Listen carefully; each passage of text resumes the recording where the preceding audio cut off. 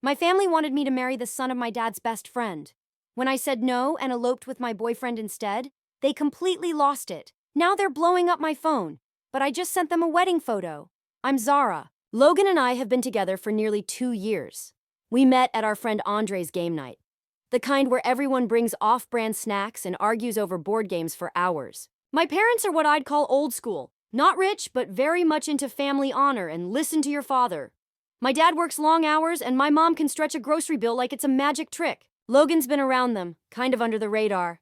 He shows up for birthdays, brings my mom flowers, which she immediately stashes in the kitchen, never the living room, and tries small talk with my dad, who usually just grunts. So yesterday, I show up for our usual Sunday dinner. Smells like pot roast. Everything seems normal, until I notice extra plates on the table. I ask my mom, and she casually says, "Oh, Warren and Dexter are joining us. Warren's my dad's childhood friend, and Dexter is his son, who I've maybe said 5 words to, ever." He walks in wearing a shirt that still has folding creases on it, and Mom's suddenly giving him the prime cuts of meat like he's royalty.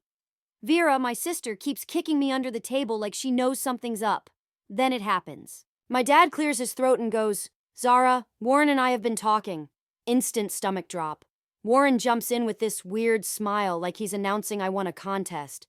Dexter's ready to settle down. What better way to unite our families? I nearly spit out my drink. My dad starts talking business mergers and futures like this is a corporate deal, not my life. I glance at Dexter, who still hasn't made eye contact and looks like he wants to disappear into his brownie. I say clearly, "I'm dating Logan." My mom just waves it off. "That's just a phase, sweetheart. We're talking about your future." My dad chimes in, "Logan's a nice kid, but he doesn't have what Dexter has. Think long term."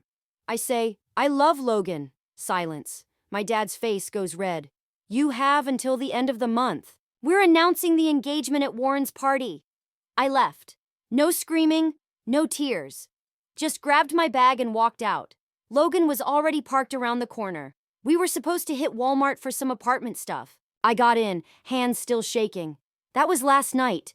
Today, my phone hasn't stopped. My mom's texting about family values. Vera's warning me that Dad's serious, and even my cousin Ophelia called to ask if I've completely lost it. Logan and I spent the night talking, sitting on the floor of his tiny studio. We were already planning to move in when his lease ends. Just a small 2-bedroom. Nothing fancy, but ours. And this morning, we did something a little wild. We got married. And that photo? Sent. No caption. Just us smiling. It's quiet now. Too quiet. And I'm starting to wonder if maybe we need to speed things up. I've muted most of my family, but the unread messages just keep stacking up. The only one I've actually replied to is Vera. She promised not to tell anyone I'm staying with Logan tonight. I'm torn. I love my family. But this feels completely unhinged. It's not 1825. Who still tries to arrange a marriage like it's a business merger? Over some contracts? Logan's being amazing, but he keeps saying it's my call. And I know one thing for sure. I'm not marrying Dexter, no matter how much future my dad thinks that guarantees. First update, thank you for all the love on my last post. It honestly kept me sane. It's been 2 weeks since that completely surreal Sunday dinner, and I'm writing this from Logan's couch at 1 a.m., surrounded by empty cookie wrappers from the dollar store while waiting for the kettle to heat enough water for a sink shower. Because, yes, our water heater just died and the landlord has ghosted us. The day after everything blew up, I waited until my parents were at work and snuck home to grab some essentials. Thought it'd be quick. But Vera was home, skipping classes with a sore throat and a lot of opinions. Between stuffing clothes into my duffel bag, she filled me in. Turns out things are way more complicated. Warren's business is tanking. Bad. My dad's stressed too, which in hindsight explains why the kitchen faucet has been leaking for months. This whole engagement wasn't just about family pride. It's a financial lifeline. They're trying to merge the companies to stay afloat. Romantic, right? It gets better. My parents already put down a non-refundable deposit on a wedding venue, originally for Warren's birthday, but they signed it as an engagement event. My mom's been waving around the contract like it's a court order, telling everyone it's too late to back out. The venue? A renovated barn that probably costs more than I make in an entire quarter. The following days were a blur of missed calls, emotional voicemails, and family drop-ins. My cousin Ophelia came by Logan's to return a coat she borrowed and casually mentioned that Mom's been calling half the family in tears, claiming I'm ruining my life. Family gossip's moving at lightning speed. Apparently, Dexter still lives in his parents' basement and spends most of his free time gaming. Truly irresistible. Meanwhile, my job situation went downhill fast. After my mom called the store manager crying about her troubled daughter, my hours magically got slashed. Now I'm scrambling for last-minute shift swaps just to cover rent. Logan's having his own rough patch. His car didn't pass inspection, and fixing it would cost more than buying another used one. Our living situation? Beyond cramped. His studio wasn't designed for two adults. We bump into each other constantly, and his downstairs neighbor keeps complaining about noise. My skincare routine is crammed into the bathroom sink, and last night I found my mascara next to the ramen noodles. Not even joking, money's tight. Between my reduced hours and all the random moving expenses we didn't budget for, things are tense. I've been selling old clothes on Poshmark to save a little. Logan's doing odd jobs on TaskRabbit, but it barely covers the basics. Rice and beans have become our best friends. The lowest moment? Running into my parents at Walmart while trying to stretch our budget. What followed was a full-blown meltdown in the cereal aisle. Tears, accusations, and veiled threats about Warren selling the company to some giant corporation. We grabbed our cart and left as fast as we could, but not before my mom noticed the off-brand groceries and cried even harder, saying, "I deserve more than this kind of life." And just when I thought the drama peaked, surprise! My mom sent me photos of a passbook she claims they've been saving in since I was a baby, for my wedding. A wedding that's now being thrown away. She included baby photos and screenshots of local venue prices to drive the guilt home. Oh, and our apartment plans? Fell through. The landlord decided to rent to his nephew instead. Logan's lease ends in 2 weeks, and finding something we can afford is proving challenging. Andre, Logan's best friend, offered us his spare room. But honestly, saying yes feels like giving up, especially since he lives in his parents' converted garage and still gets his laundry folded by his mom. Logan's been incredibly supportive through all of this, but I can tell the weight of it is starting to get to him, too. Yesterday, I caught him standing in the grocery aisle, staring at ramen packets like they'd personally betrayed him. That look on his face? It nearly broke me. What's been hardest is the family backlash, from people I haven't heard from in years, suddenly texting me as if they know exactly what's best for my life. Everyone's got an opinion now, and none of them are helpful.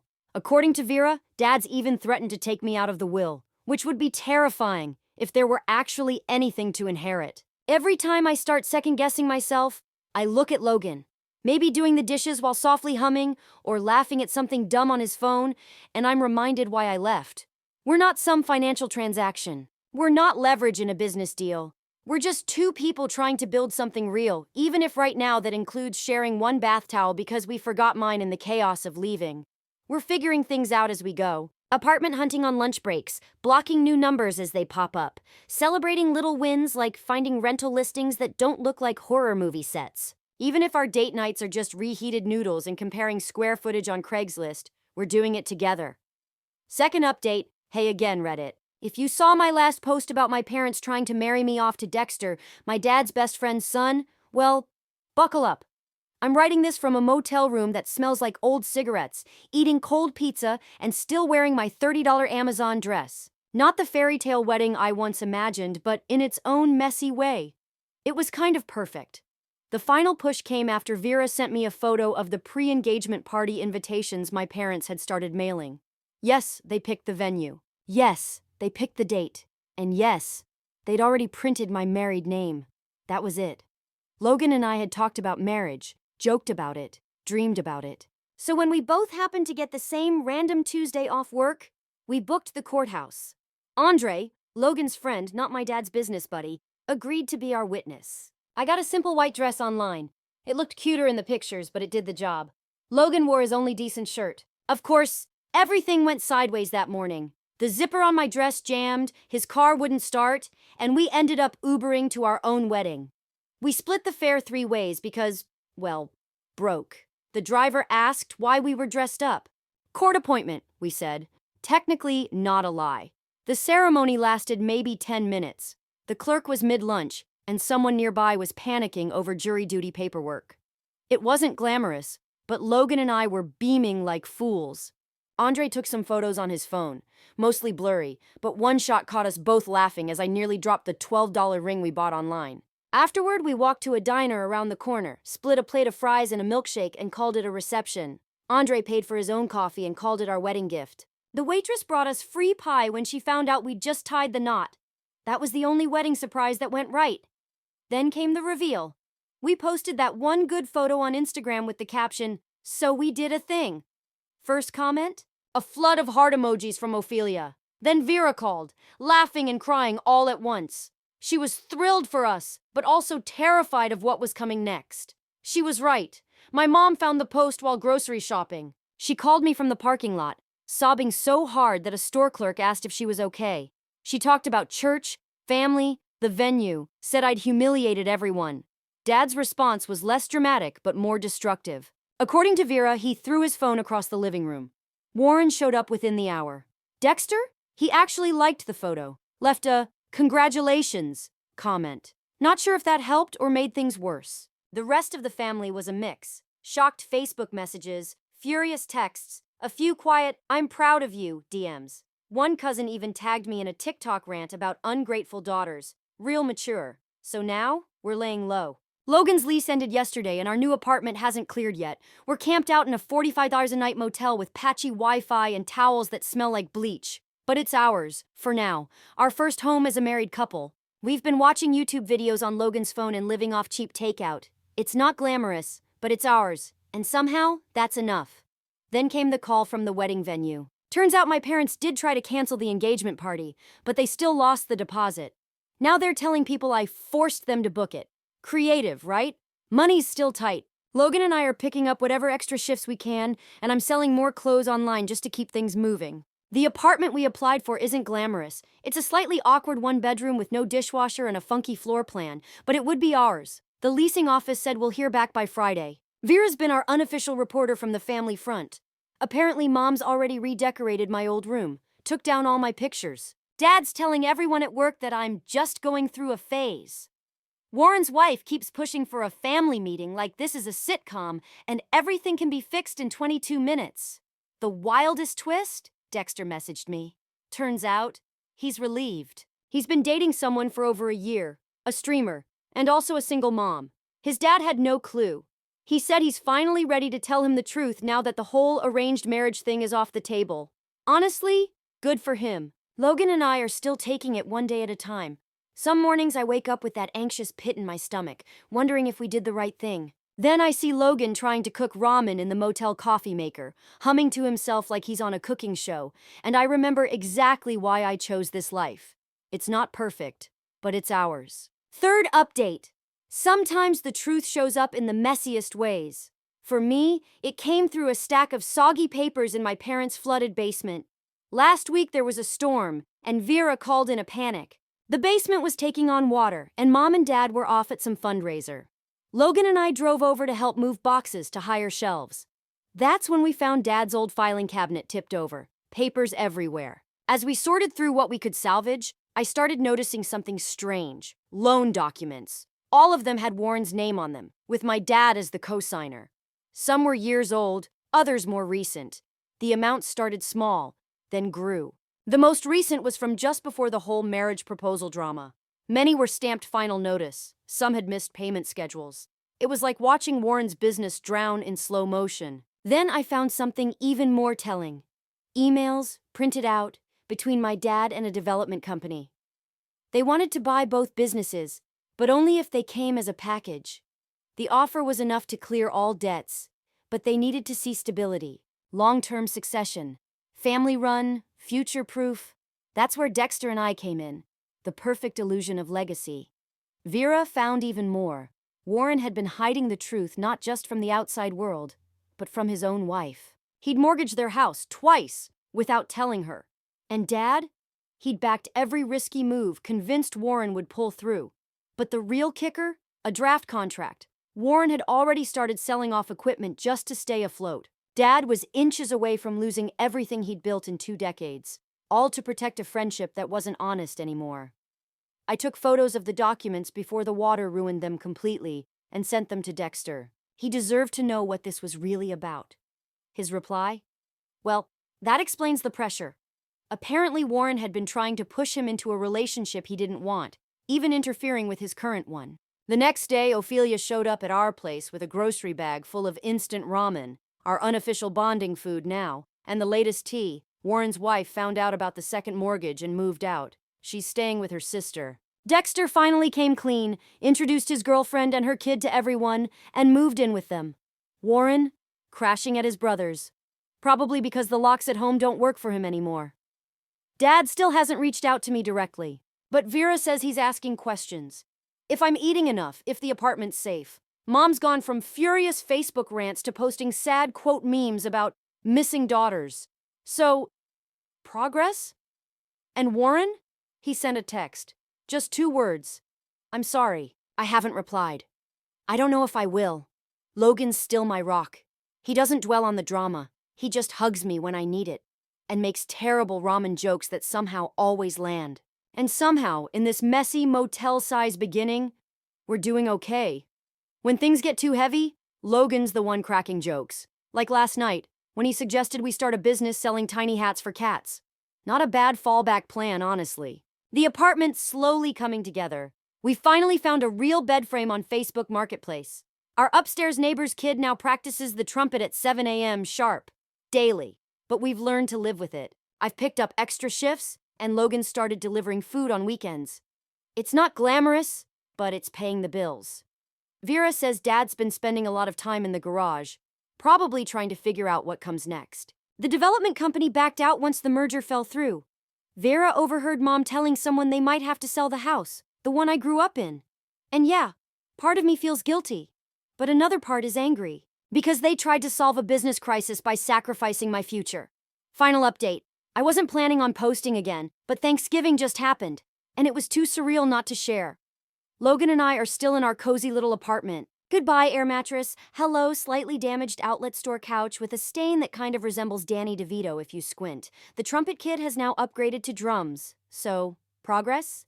The real shift began 2 months ago when Mom started sending late-night thinking of you texts. Usually after binging emotional Facebook videos. Then she asked if we could grab coffee. I said yes, mostly to stop dodging her in the frozen food aisle. We met at the same diner where Logan and I had our wedding fries and milkshake. She cried into her coffee. I awkwardly stirred my tea. And somehow we actually talked. Turns out Dad's business made it. Barely. They sold equipment, downsized, moved into a smaller office, but they're still standing. Warren's company? Not so lucky. He and his wife are officially separated. She got the house. Warren's living with his brother, who now charges him rent. Dexter, surprisingly, is thriving. He moved in with his girlfriend and her kid, started streaming, and actually makes solid money on Twitch. According to his mom, he's the happiest he's ever been. Logan and Dexter even game together sometimes now. Weird, but kinda sweet. Dad was the last to thaw. The turning point came when our car broke down again. It's practically held together with zip ties and hope at this point. Logan was trying to fix it in the parking lot when Dad just showed up. Vera must have said something to Mom, who passed it along. He didn't say much, just started helping. Since then, he and Logan have this unspoken mechanic bond. They send each other car repair videos. He still barely talks to me, but he forwards Logan links to auto part sales. Baby steps. Thanksgiving was the real test. Mom had been dropping hints for weeks. Logan reminded me that free food is free food, and our grocery budget agreed. So we went. It was so awkward.